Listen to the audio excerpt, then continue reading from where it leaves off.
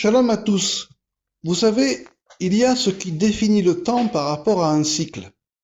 Alors bien évidemment, on peut prendre le cycle le plus grand, qui est le cycle par rapport au soleil, des 4 saisons, par rapport à l'année. Il y a des cycles plus courts, que l'on peut voir simplement, comme le renouvellement de la Lune, le cycle lunaire. Et il y a des cycles encore plus courts et encore plus simples à calculer, comme le cycle d'une journée, qui va finalement d'un coucher du soleil à un autre coucher du soleil. C'est une manière de définir le temps. Et cette manière de définir le temps,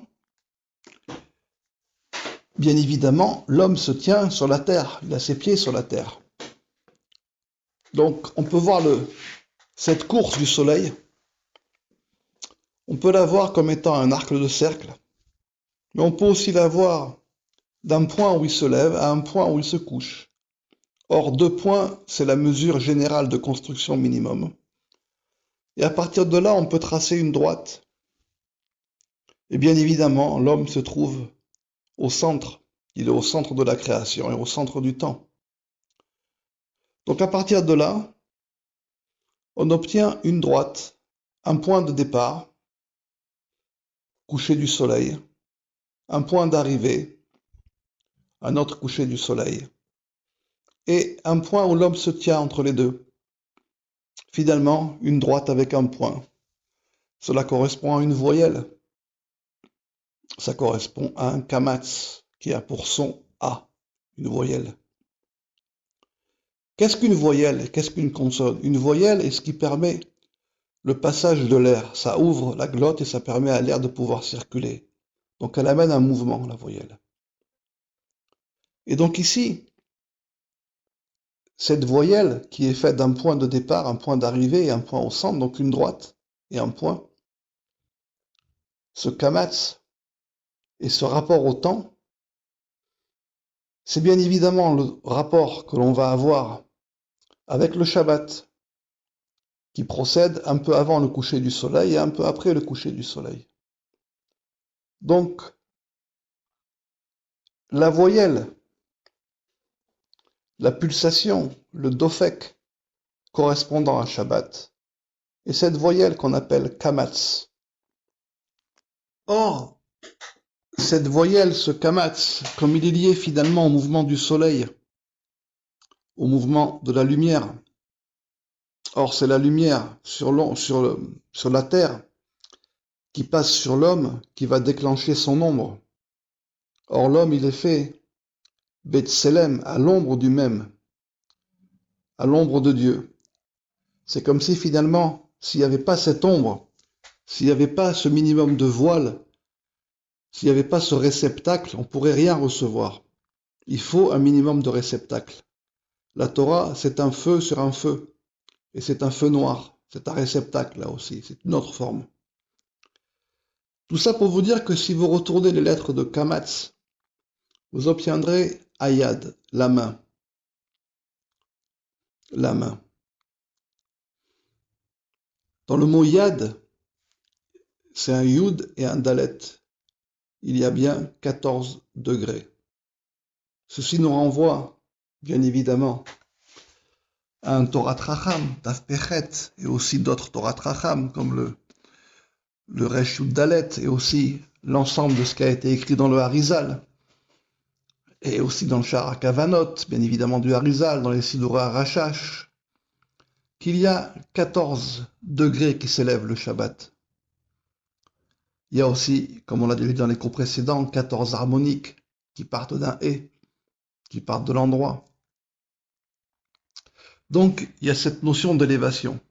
Mais il y a marqué aussi ailleurs, dans le même Harizal, dans le même Rashash, le Torah Tracham fait la synthèse de tout, qu'en réalité, il n'y a pas 14 élévations, il y a simplement 3. Simplement 3. Or ici, vous voyez que ces 3 degrés forment le kamatz, et le kamatz lui-même est la main. Donc, les deux choses ne forment qu'une seule chose.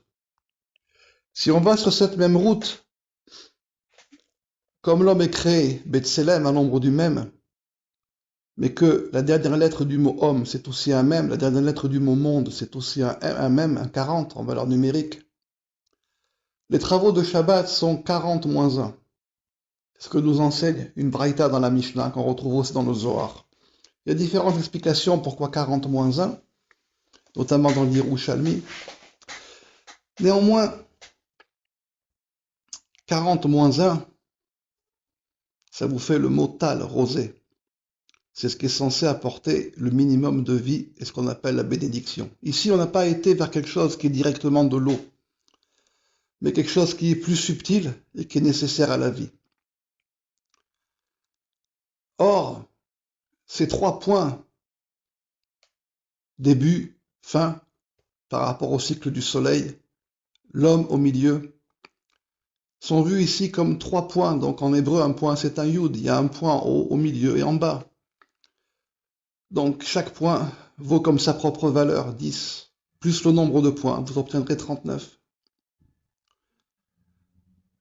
Néanmoins, si vous creusez un peu cette rosée qui est liée au Shabbat et ses travaux, on ne voit pas que le premier homme qui a été créé un vendredi, et on ne lui a pas donné une interdiction à Shabbat. On ne lui a rien donné. Ce n'est que par rapport à nous. Nous, on a reçu un Shabbat avec des interdictions. Mais le premier homme n'a rien reçu. En réalité, il faut faire un saut dans la Gemara Shabbat, là où on parle des 39 travaux. Et il faut aussi faire un saut dans ce qu'a fait le premier homme. Le premier homme n'a fait que transgresser 3 choses. Il a fait sortir une chose de sa route, il a fait rentrer une chose dans une route, et c'est comme s'il avait créé ou ouvert une autre route. Si vous prenez les 39 travaux de Shabbat dans la Gemara, vous pouvez les résumer à ces 3 principes. Et à partir de ces 3 principes, il va en découler aussi 3 racines, 3 mouvements. D'où on vient, d'où on va et où on se trouve. Vous pouvez être Doresh, expliquer toutes les 39 travaux de Shabbat. C'est un travail que nous avons déjà fait dans un commentaire complet sur l'ensemble de la Gemara Shabbat et sur l'ensemble du Rambam. Pas que sur Shabbat, l'ensemble du Rambam. Donc vous voyez que cette notion de Shabbat, cette notion d'élévation, cette notion de faute du premier homme et cette notion de travaux de Shabbat ne sont pas des choses séparées. C'est la même chose. Simplement, ça prend des aspects différents et des vêtements différents. Il faut juste être capable de trouver la parabole exacte, millimétrique, qui s'emboîte. C'est comme les pièces d'un moteur. On peut voir ça comme des roues dentelées. Il faut trouver la roue qui rentre exactement. Si vous l'avez, alors l'ensemble se met à fonctionner. Si vous ne l'avez pas, eh bien vous n'avez pas de moteur. Il n'y a rien qui fonctionne. Donc vous n'avez que des discussions intellectuelles sans fin qui ne mènent à rien. Qui ne mènent à rien, ça veut dire que lorsqu'un moteur fonctionne, ici c'est comme une Merkava, comme un chariot céleste, ou même physique, on peut avancer. Et si on avance, on va voir des paysages. Mais si on n'avance pas, on va faire des discussions intellectuelles sur des pièces du moteur, et encore il est incomplet. Puisqu'on parle de ce moteur, dans un livre qui s'appelle Shir Hanedida, le chant de la migration, où j'ai expliqué les points voyelles et leur correspondance avec des mouvements dans ce monde, puisque les voyelles, comme on l'a dit, c'est un mouvement, donc il y a bien des mouvements dans ce monde qui nous renvoient à ces voyelles. Il y a un enseignement dans Sha'ar HaKodesh et aussi dans Etzraïm qui nous dit que cette voyelle de Kamat, c'est la Shon Kemitsa, c'est aussi repris dans les Tikkuné HaZohar, que c'est un langage de fermeture. Pourtant, c'est surprenant parce que cette voyelle est liée à ce qu'on appelle par rapport au Séphirot, à Keter, à la couronne, au degré le plus haut. Et donc, Qu'est-ce que ça veut dire une fermeture ici? Mais c'est pas une fermeture. En réalité, tout dépend comment est-ce qu'on la regarde. C'est une fermeture d'un côté et c'est une ouverture de l'autre. Pourtant, le Kamatz, on l'a dit, c'est comme un point de départ, un point d'arrivée et l'homme qui se tient au milieu. En réalité, lorsqu'on regarde ça, on regarde la voyelle telle qu'elle est écrite, mais pas telle qu'elle pourrait bouger. Je dis bien telle qu'elle pourrait bouger, parce qu'il y a plusieurs mouvements possibles. Mais imaginez que cet homme, qui est la fixité au centre, lui ne bouge pas. Ce sont simplement ces deux points du soleil qui bougent. Donc ça ressemble à quoi? Ça ressemble à un point avec un cercle, parce que la nuit aussi, la lune reprend le cycle du soleil, la course du soleil, pardon. Donc ça ressemble à quoi? Ça ressemble à l'œil du cyclone. C'est ça, Shabbat. Quand il y a un cyclone, il n'est pas forcément dévastateur, mais un cyclone. Au centre du cyclone, tout est calme, le temps est beau. Autour du cyclone, tout s'agite. Tout s'agite. Vous savez, on parle de rosée ici, mais lorsqu'on sort pour recevoir Shabbat dans les champs, dans le champ de pommes, alors en réalité, il y a une première rosée, parce qu'on dit 3 fois, viens ma fiancée, viens ma fiancée. 3 fois Boï, ça fait aussi le mot rosée. Il y a une première rosée qui est là, qu'on est censé recevoir. Et lorsque on fait sortir Shabbat, on prononce une formule Vehi Noam. Et dans cette formule-là, on est censé redescendre dans le tourbillon, quitter l'œil du cyclone et redescendre dans le tourbillon de la semaine. Et dans ces mots, normalement, tout se fait voir et tout se fait entendre, tout ce qui arrivera dans la semaine. Et idem, dans la Kabbalah de Shabbat, dans l'ensemble de la Kabbalah de Shabbat, un certain nombre de choses se font voir et se font entendre. C'est ça qu'on appelle être en résonance. Mais pour être en résonance, il faut vivre en résonance.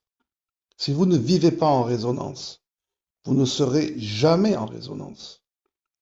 Si vous vivez bloqué par des conventions sociales, politiques, économiques ou autres, vous ne vivez pas en résonance. Si vous ne vivez pas en résonance, vous ne serez pas en résonance. Si vous ne serez pas en résonance, être en résonance et entendre la résonance ne sera encore qu'un discours théorique.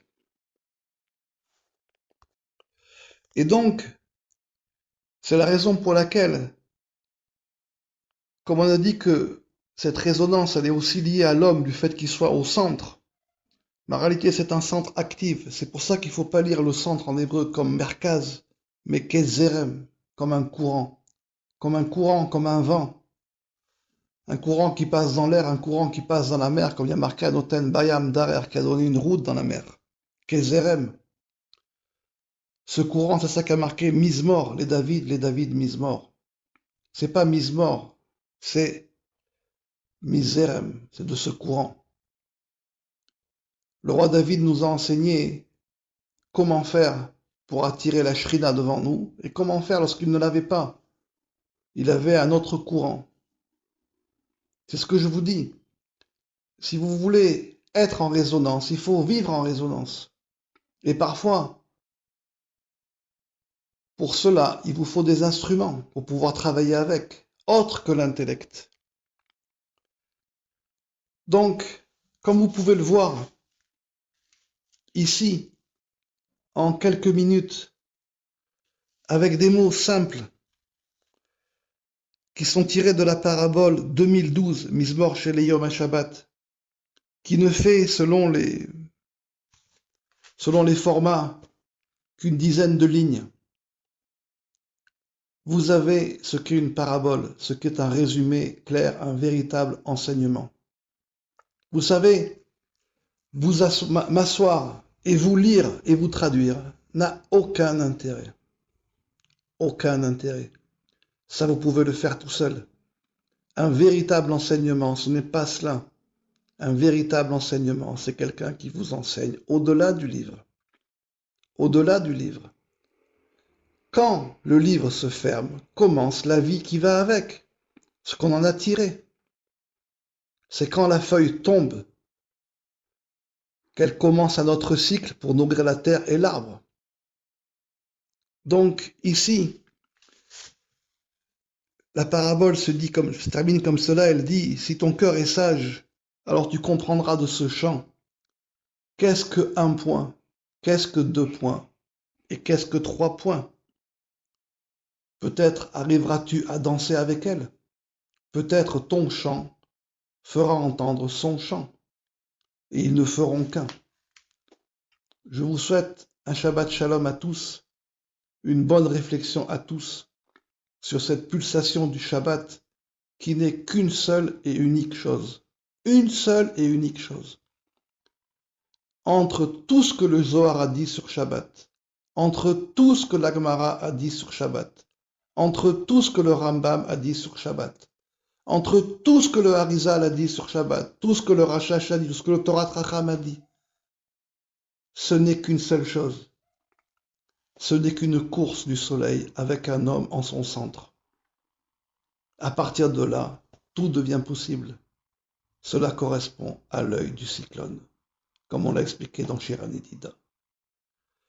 J'aimerais terminer avec un autre enseignement. Il y a longtemps, j'ai écrit et j'ai dit que si tu veux voir un homme, son réel degré, pas pour le juger, mais pour voir comment est-ce qu'il vit la chose.